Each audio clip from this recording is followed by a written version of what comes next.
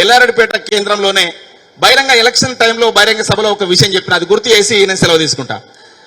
ఆ రోజు ఏమన్నా నేను అన్న ఒక పాటను యూట్యూబ్లో అప్లోడ్ చేయలేదన్నా అని చెప్పిన.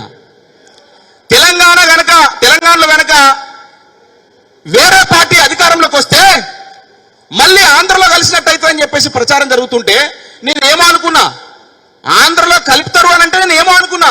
కానీ ఆంధ్రలో కలుపుతారు, టెక్నికల్ గా కలపడమే ఉండదు. కానీ ఆంధ్రలో సమైక్యాంధ్రలో ఉన్నప్పుడు ఎన్ని కష్టాలు ఉండేనో ఆ ప్రభుత్వాలు వస్తే, ఆ పార్టీ ప్రభుత్వాలు వస్తే ఆ గట్లనే సమైక్యాంధ్ర ప్రభుత్వంలో మన ఎండిన బీటలు వారిన పొలాలు ఎట్లుండేనో, నెర్రలు వారిన పొలాలు ఎట్లుండేనో అవి గట్లనే మళ్ళీ తయారైతే తెలంగాణ అని చెప్పేసి ఆ రోజు నేను పసిగట్టలేకపోయినా ఇలా అదే కనబడతా ఉన్నది. టీఆర్ఎస్ ప్రభుత్వము 10 సంవత్సరాలుగా ఉన్నటువంటి 2 టర్మ్లో ఉన్నటువంటి ప్రభుత్వంలో నేను ఆ పాటను అప్లోడ్ చేసుకోపోయినా, కానీ ఇలా మళ్ళా అదే పాట వాడుకోవాల్సిన పరిస్థితి వచ్చిందన్న.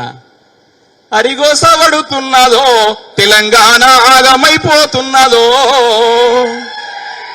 అయ్యో అరిగోస పడుతున్నదో తెలంగాణ ఆగమైపోతున్నదో, ఏ రెండే బోరెండే నా రెండే నో రెండే అరిగోస పడుతున్నదో తెలంగాణ ఆగమైపోతున్నదో, ఎద్దు వ్యవసం మాట మొద్దు వారిపాయే పత్తి మందు రైతు మెడ మీద కత్తాయే. తెలంగాణ రాకముందు రాసుకున్నాను ఈ పాటను. ఎద్దు వ్యవసం మాట మొద్దు వారిపాయే పత్తి మందు రైతు మెడ మీద కత్తాయే, సేరెండే సెలుకెండే కన్లెండే కడుపెండే, అయ్యో అప్పుల మునిగున్నదో తెలంగాణ తిప్పాల పడుతున్నదో. ఇలా గవ్వే రోజులు వచ్చినాయి కదనే మళ్ళా ఆ బీటలు పడిన పొలాలు ఇలా కనబడుతున్నాయి కదా తెలంగాణలో. 3 నెలలు కాలే ఇలా ఎకరాల కొద్ది భూములు పంటలు. ఇప్పుడే ఒక పరామర్శకు వెళ్ళొచ్చిన మన అక్కడ గుండారంలో ఒక పరామర్శకు మన సారాధ్వర్యంలో ఆ పరామర్శకు వెళ్తే వాళ్ళ ఇంటి పక్కనే పొలం ఉన్నది, పచ్చగా కనబడుతున్నది.